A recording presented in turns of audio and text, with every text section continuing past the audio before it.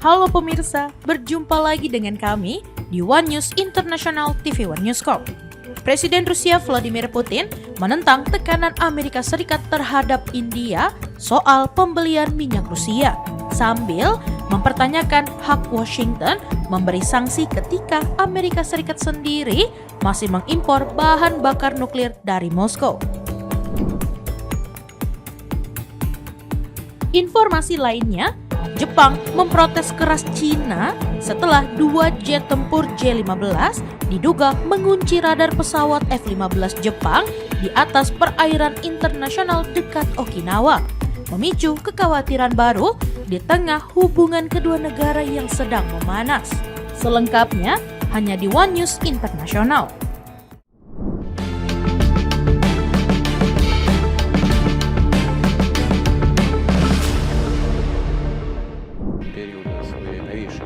Каково решение? Как вы считаете? Потому что в России тоже... Полный союзник и целиком и полностью поддерживает жесточайший террор и здесь заявление. Дело в том, что вот этот прессинг... Presiden Rusia Vladimir Putin menentang tekanan Amerika Serikat terhadap India soal pembelian minyak Rusia, sambil mempertanyakan hak Washington memberi sanksi ketika Amerika Serikat sendiri masih mengimpor bahan bakar nuklir dari Moskow. Putin menyampaikan kritik tersebut dalam wawancara dengan India Today beberapa jam setelah mendarat di New Delhi untuk kunjungan kenegaraan 2 hari. Kedatangannya disambut langsung oleh Perdana Menteri Narendra Modi, menandai eratnya hubungan kedua negara. Kunjungan pertama Putin ke India sejak 4 tahun terakhir ini difokuskan pada perluasan penjualan minyak, sistem rudal, pesawat tempur, dan kerjasama bisnis di luar sektor energi, di tengah tekanan Amerika Serikat agar India menjauhi Moskow pasca perang Ukraina. India selama ini menjadi salah satu pembeli minyak Rusia terbesar meski ada sanksi Barat. Namun, impor minyak dari Rusia diperkirakan turun ke level terendah dalam 3 tahun terakhir akibat tarif hukuman Amerika Serikat dan pengetatan sanksi. Washington menilai minyak murah Rusia yang dibeli India ikut menopang perang Moskow di Ukraina. Putin menegaskan Amerika Serikat tak berhak menekan India karena Washington sendiri masih membeli bahan bakar nuklir Rusia. Ia menyebut India seharusnya memiliki ruang kebijakan yang sama. Pemerintah India juga menilai tarif Trump tidak masuk akal dan menunjukkan bahwa Amerika Serikat masih mempertahankan perdagangan energi dengan Rusia. Dalam wawancara itu, Putin menyebut penurunan pembelian minyak India berkaitan dengan turunnya nilai perdagangan secara keseluruhan tahun ini. Ia menegaskan penjualan minyak Rusia ke India tetap berjalan normal. Pada Jumat, Putin dan Modi menggelar pertemuan puncak di New Delhi untuk membahas dan menyiapkan sejumlah kesepakatan baru. Keduanya menargetkan perdagangan bilateral mencapai 100 miliar dolar Amerika Serikat pada 2030, naik dari 13 miliar dolar pada 2021 menjadi sekitar 69 miliar dolar pada 2024-2025. Pejabat ekonomi dari kedua negara juga menyoroti perlunya menyeimbangkan neraca dagang yang kini condong ke sektor energi. Rusia ingin memperluas impor barang India, sementara New Delhi ingin meningkatkan ekspor kendaraan, elektronik, mesin, tekstil, hingga produk pangan.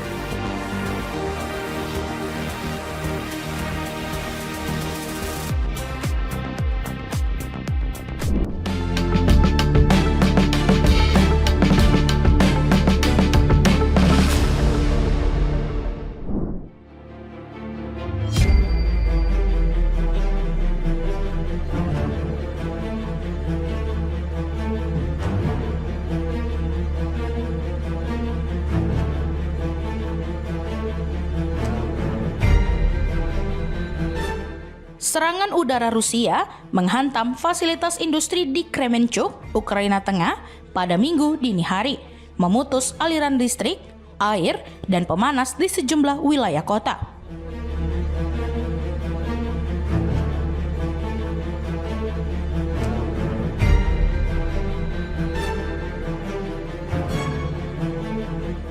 Kremenchuk, salah satu pusat industri besar di tepi sungai Dnipro, kembali menjadi target serangan.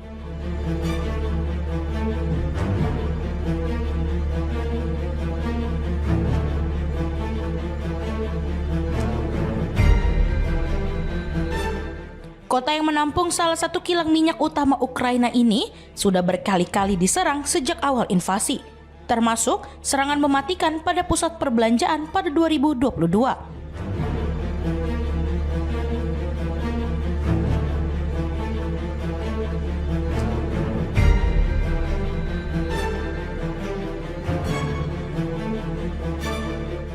Wali kota Vitali Maletsky melaporkan lewat media sosial bahwa tim darurat masih menilai tingkat kerusakan sebelum merilis data lengkap.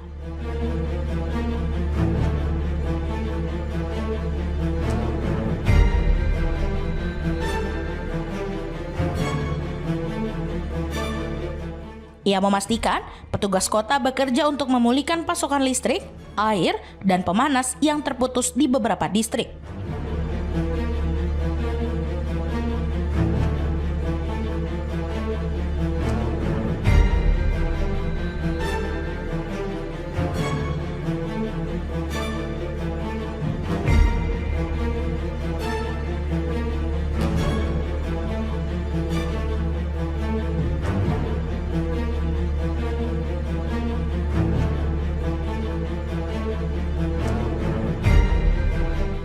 Serangan terbaru ini muncul di tengah pola serangan jarak jauh Rusia terhadap infrastruktur energi Ukraina jelang musim dingin.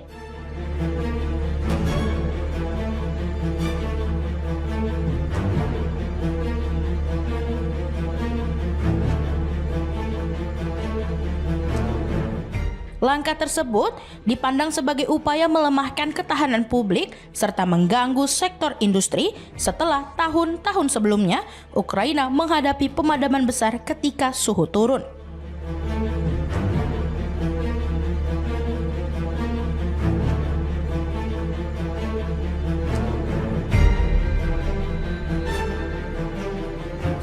Foto yang dibagikan Maletsky memperlihatkan api besar membakar bangunan industri pada malam hari.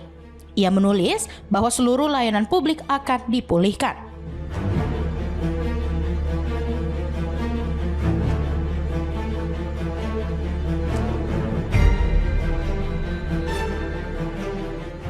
Reuters menyebut belum dapat memverifikasi laporan tersebut secara independen.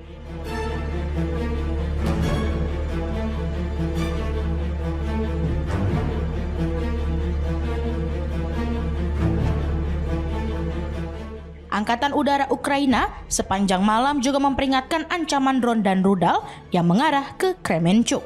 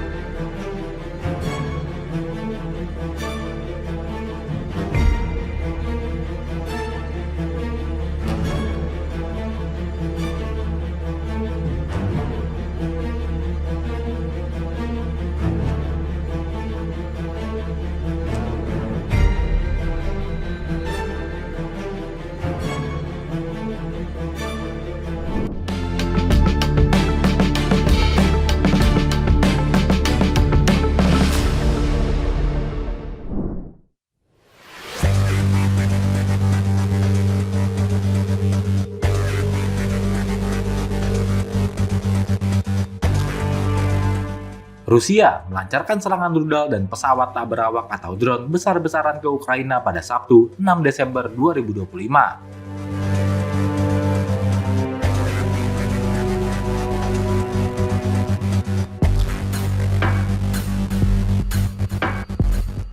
Serangan Rusia dilancarkan setelah pejabat Amerika Serikat atau AS dan Ukraina mengatakan mereka akan bertemu pada Sabtu untuk perundingan hari ketiga yang bertujuan mengakhiri perang.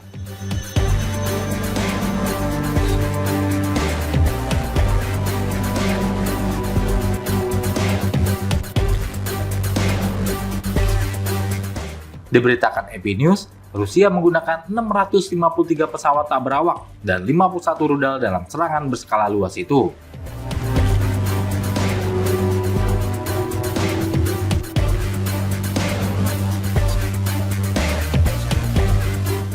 Hal tersebut memicu peringatan serangan udara di seluruh negeri dan terjadi saat Ukraina memperingati Hari Angkatan Bersenjata.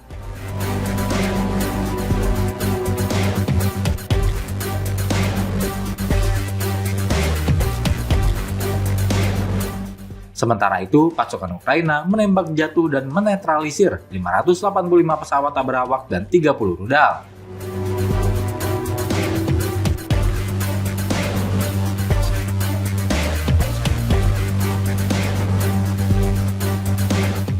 Menteri Dalam Negeri Ukraina, Ihor Kilmenko, menyampaikan setidaknya 8 orang terluka dalam serangan itu.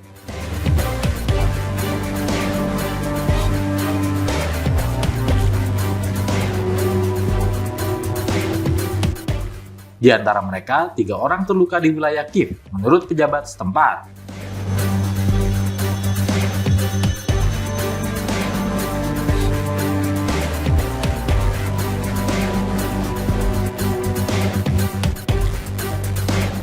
Penampakan drone dilaporkan hingga ke wilayah Lviv di Ukraina bagian barat.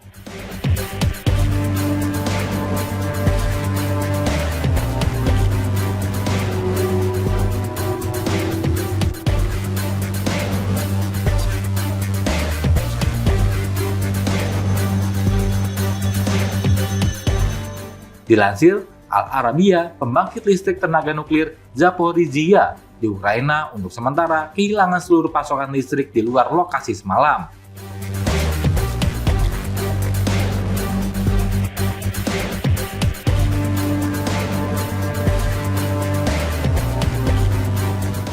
Hal itu disampaikan Badan Tenaga Atom Internasional pada Sabtu, mengutip Direktur Jenderal Rafael Mariano Grossi.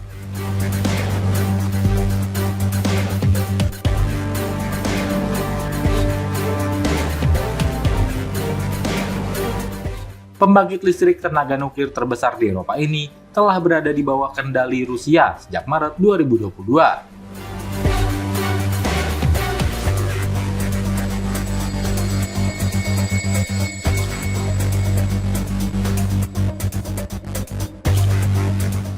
Ketika pasukan Rusia menyerbu sebagian besar wilayah tenggara Ukraina.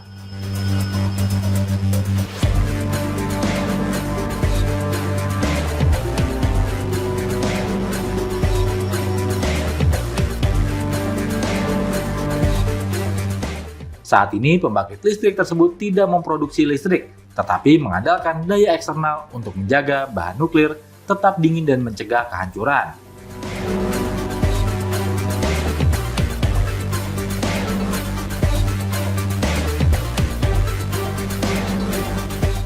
Pembangkit itu dihubungkan kembali ke saluran listrik 330 kV setelah pemadaman selama setengah jam, kata IAEA.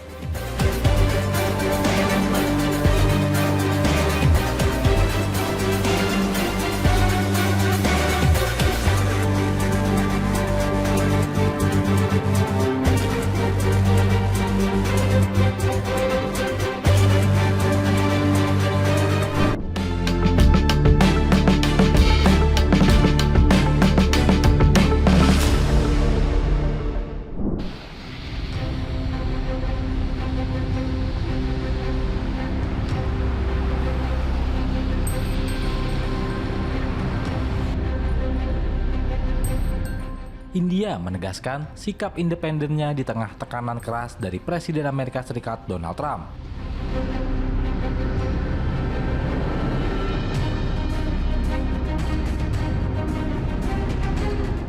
Alih-alih mengikuti peringatan Presiden Trump untuk menghentikan hubungan dagang dengan Moskow,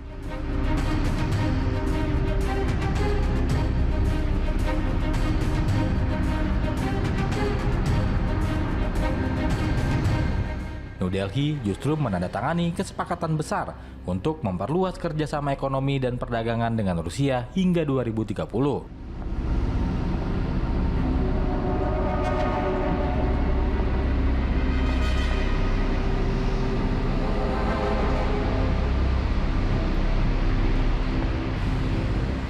Kesepakatan tersebut diumumkan setelah pertemuan tingkat tinggi antara Perdana Menteri India Narendra Modi dan Presiden Rusia Vladimir Putin di New Delhi, Jumat 6 Desember 2025.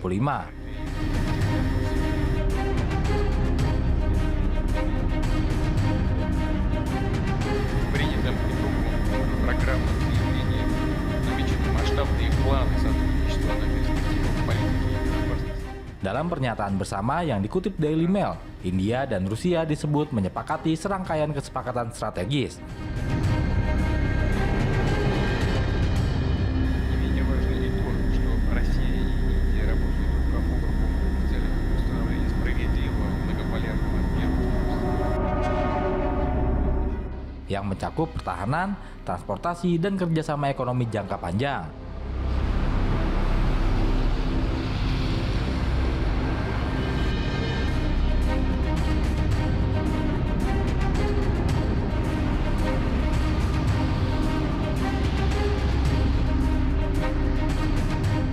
Tak hanya itu, dalam kesepakatan ini Rusia juga berkomitmen untuk melanjutkan pasokan minyak, gas, dan batu bara ke India tanpa gangguan.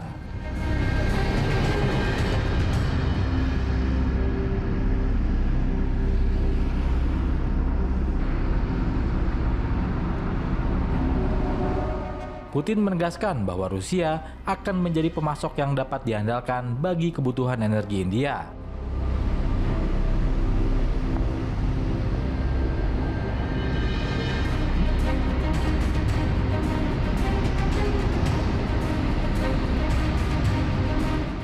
Yang merupakan konsumen minyak mentah terbesar ketiga di dunia.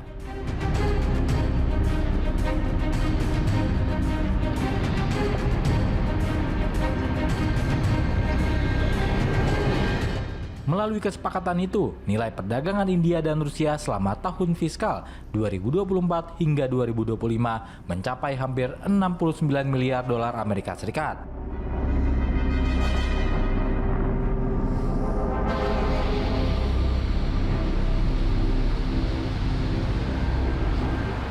Lonjakan itu terjadi setelah invasi Rusia ke Ukraina pada Februari 2022.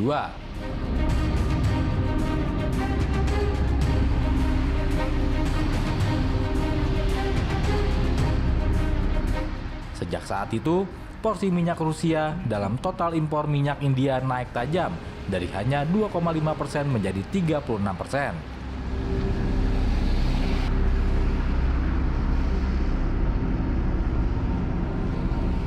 Kenaikan impor tersebut lantas memberi keuntungan ekonomi signifikan bagi India.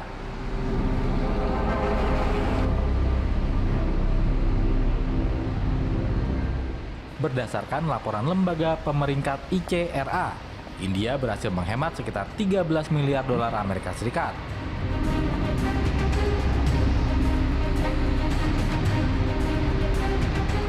Dalam biaya energi hanya dalam 2 tahun pertama perang Ukraina akibat memanfaatkan harga minyak Rusia yang lebih murah.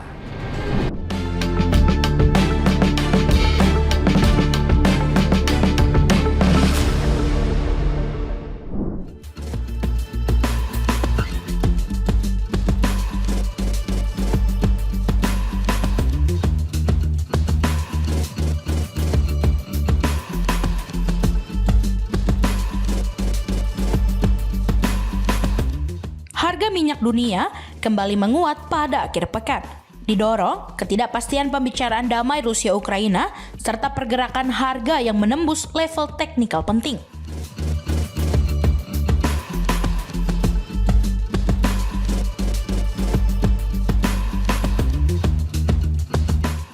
Dikutip dari Bloomberg, harga West Texas Intermediate atau WTI, patokan utama harga minyak Amerika Serikat, naik 0,7% dan kembali ditutup di atas $60 Amerika Serikat per barrel.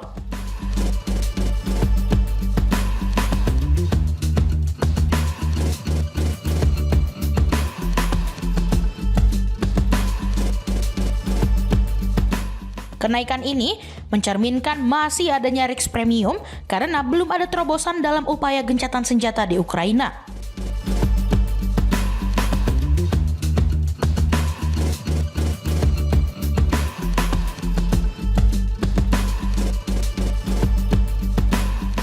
Negosiator Kiev melanjutkan pembicaraan dengan pejabat Amerika Serikat di Florida, sementara Moskow menolak sejumlah poin dalam rencana yang didukung Washington.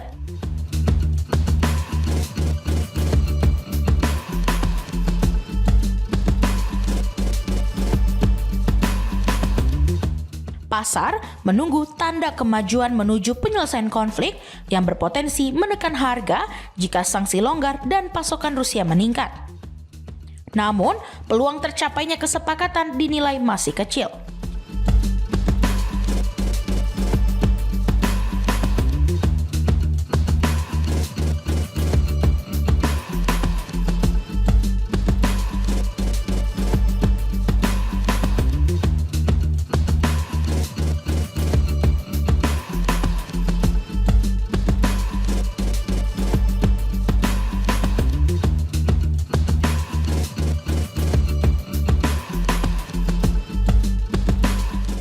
Ukraina juga mengaku berada di balik serangan malam hari terhadap kilang Zhirzan dan pelabuhan Temryuk di Rusia.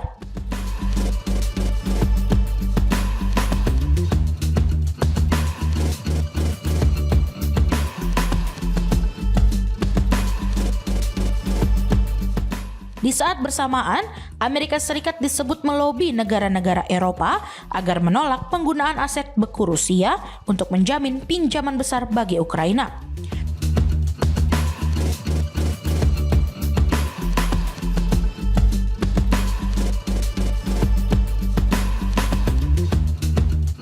Secara teknikal, WTI menembus moving average 50 hari, level yang kerap menjadi penopang harga.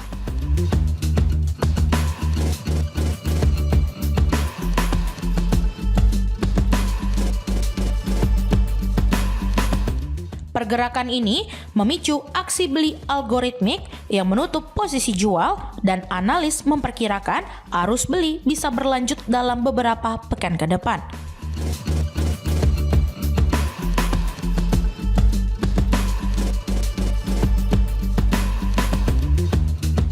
Sementara itu, kekhawatiran oversupply tetap membayangi.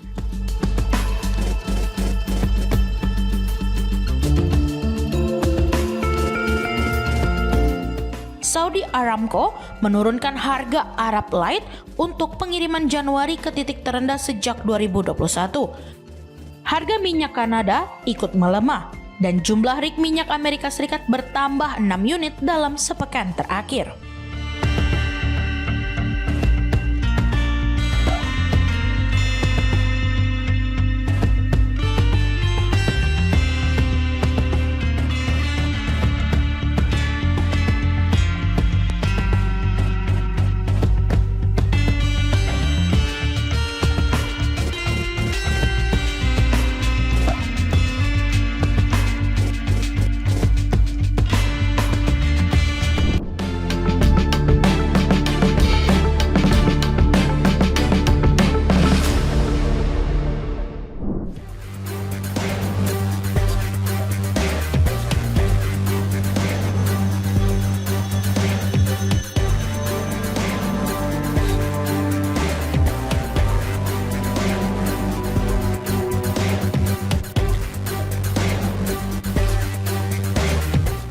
Kementerian Pertahanan Jepang melaporkan 2 insiden terpisah pada Sabtu 6 Desember ketika J-15 yang lepas landas dari kapal induk Liaoning mengarahkan radar pengendali tembakan mereka ke F-16 pasukan bela diri udara Jepang.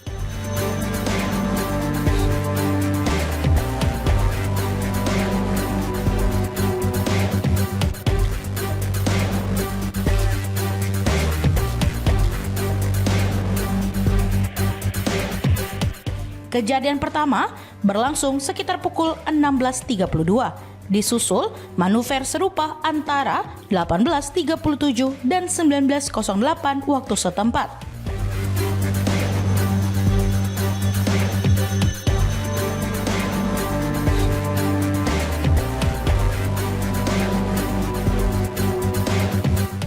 Tokyo menegaskan tidak ada kerusakan pada pesawat maupun personel, namun menilai tindakan pilot Cina itu sangat berbahaya dan berada di luar standar keselamatan penerbangan.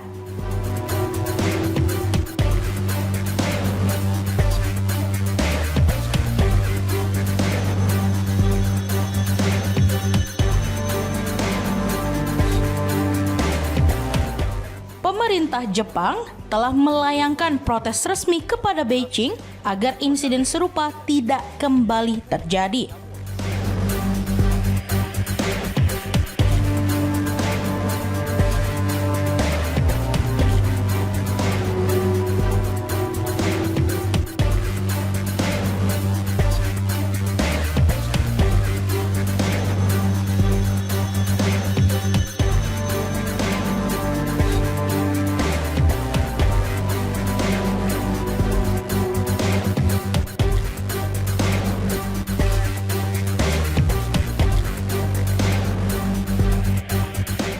Ketegangan kedua negara meningkat setelah pernyataan Perdana Menteri Jepang Sanae Takaichi bahwa serangan Cina ke Taiwan dapat menciptakan situasi yang mengancam kelangsungan hidup, sehingga Jepang berhak merespon.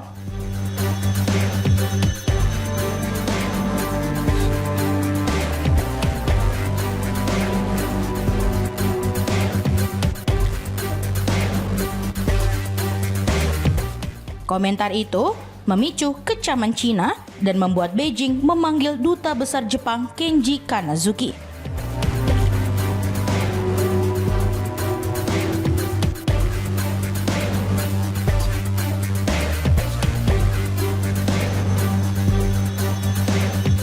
Perbedaan pandangan soal Taiwan menjadi salah satu sumber pemicu ketegangan.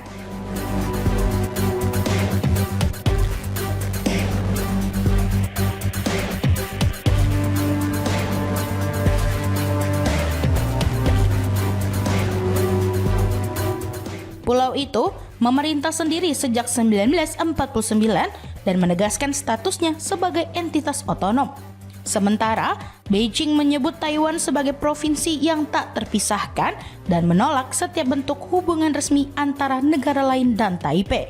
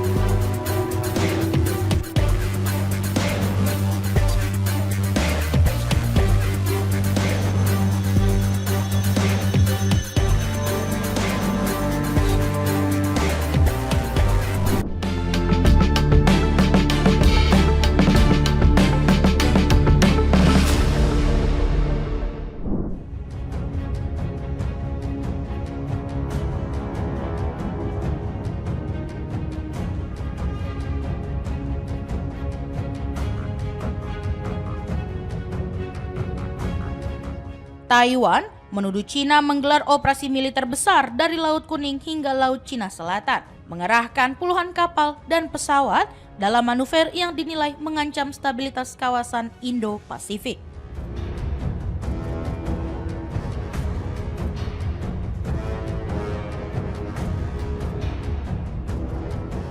Taiwan menyatakan Cina tengah melakukan rangkaian latihan operasi militer skala luas yang meliputi wilayah dari selatan Laut Kuning, kawasan dekat Kepulauan Diaoyu di Laut Cina Timur hingga Laut Cina Selatan dan Pasifik Barat.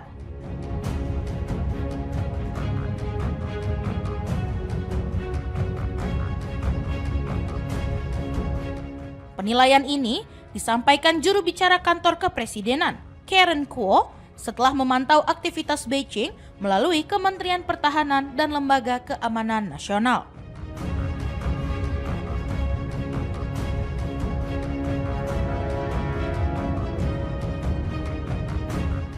Kuo menyebut pengerahan militer tersebut bukan hanya terjadi di sekitar Selat Taiwan, melainkan mencangkup beberapa zona strategis di Asia Timur.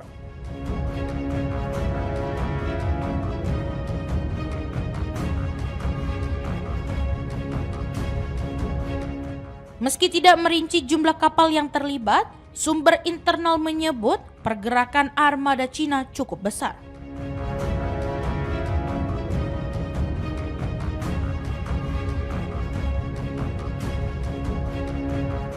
Taiwan meminta Beijing menahan diri, sambil menegaskan kepercayaan diri bahwa mereka mampu merespon setiap potensi ancaman.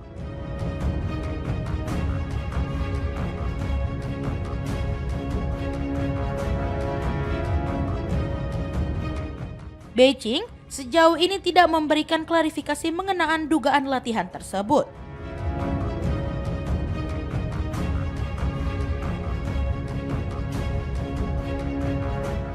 Juru bicara Kementerian Luar Negeri Cina, Lin Qian, hanya menegaskan bahwa kebijakan militernya bersifat defensif dan seluruh operasi angkatan laut maupun penjaga pantai dilakukan sesuai hukum domestik dan aturan internasional.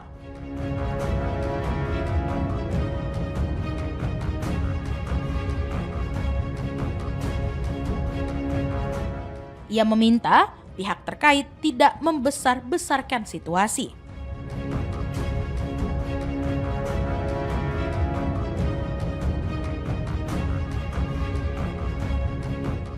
Sebelumnya, intelijen Taiwan telah memperingatkan bahwa periode Oktober hingga Desember biasanya menjadi masa puncak evaluasi latihan tahunan Cina.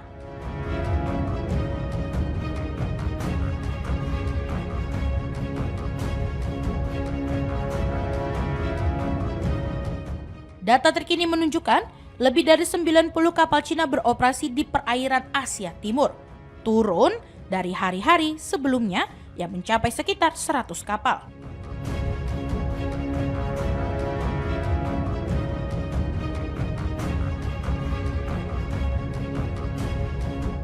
Aktivitas tersebut mencangkup simulasi serangan terhadap kapal asing, latihan pemblokiran Selat Taiwan, serta antisipasi upaya bantuan dari negara lain.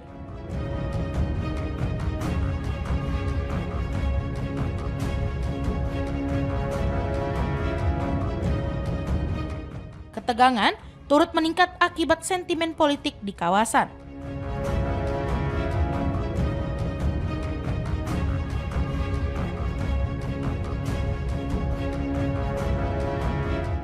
Hubungan Beijing dan Tokyo memanas setelah pernyataan Perdana Menteri Jepang Sanai Takaichi yang menyebut serangan ke Taiwan dapat menjadi dasar pengerahan pasukan Jepang dalam kerangka pertahanan kolektif.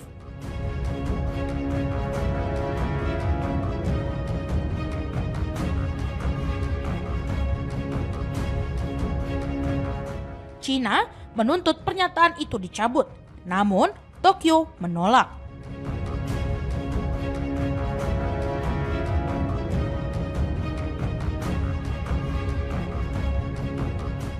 Di sisi lain, pemerintahan Taiwan di bawah Presiden Lai Ching-te telah menyiapkan peningkatan anggaran pertahanan sekitar 40 miliar US dollar untuk 8 tahun ke depan, dengan fokus pada modernisasi sistem persenjataan, terutama pertahanan udara.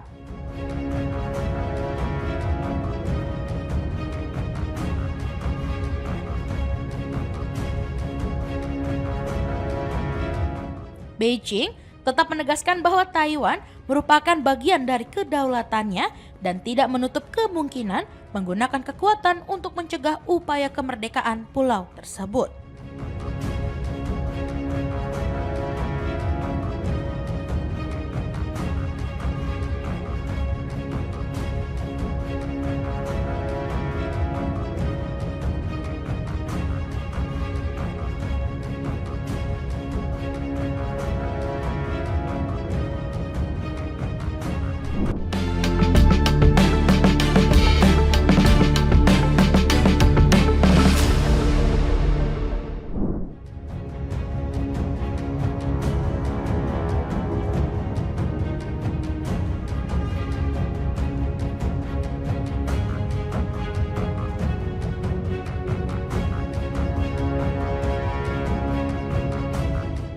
Militer Amerika Serikat kembali melancarkan serangan terhadap sebuah kapal yang diduga membawa narkoba di Samudra Pasifik, menewaskan 4 orang di atasnya.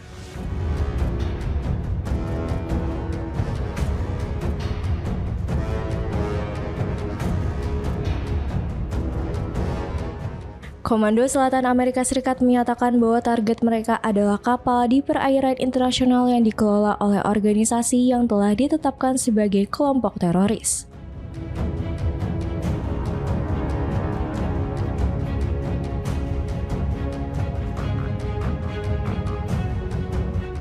Menurut pernyataan yang diunggah di akun X, intelijen memastikan kapal tersebut tengah mengangkut narkotika ilegal dan melintas di jalur penyelundupan di kawasan Pasifik Timur.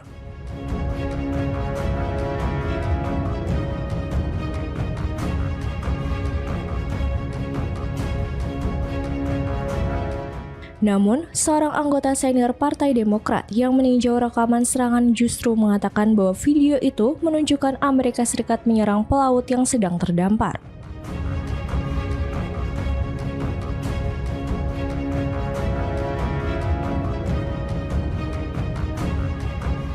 Seorang legislator bahkan menilai tindakan tersebut berpotensi masuk dalam pelanggaran hukum perang.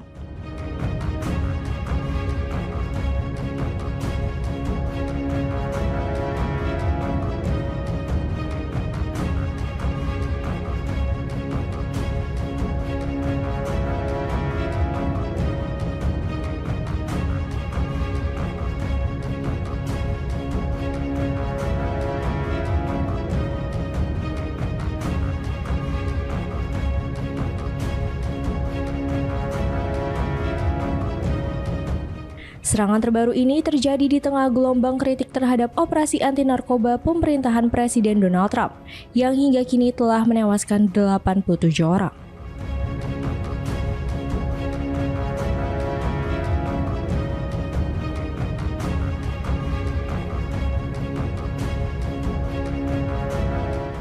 Menteri Pertahanan Pete Hegseth juga mendapat kecaman keras, terutama setelah insiden pada awal September ketika pasukan Amerika Serikat menyerang kapal rusak yang sebelumnya telah ditinggalkan, menewaskan 2 orang penyintas.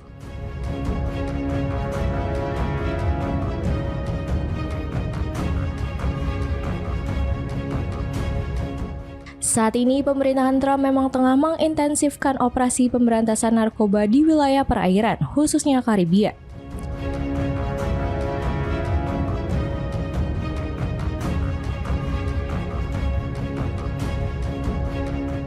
Kapal induk terbesar dunia beserta aset militer lain pun dikerahkan untuk misi ini.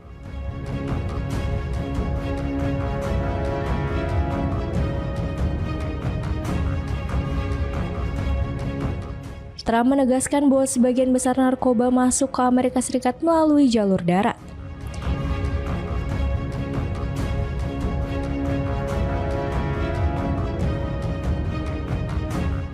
Ia bahkan secara terbuka menuding Presiden Venezuela, Nicolas Maduro, sebagai dalang jaringan narkoba yang memfasilitasi penyelundupan ke wilayah Amerika Serikat.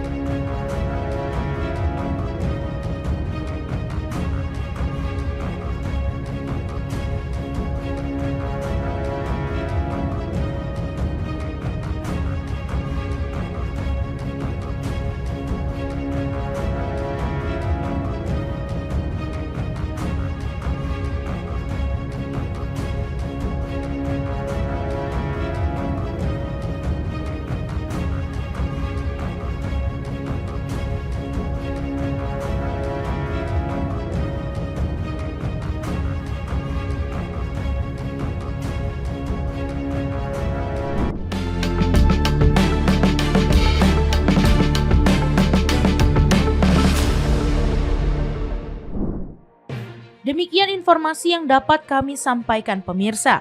Terima kasih telah bergabung bersama kami. Sampai jumpa di One News Internasional berikutnya setiap pukul 7:30 malam hanya di kanal YouTube TV One Newscom.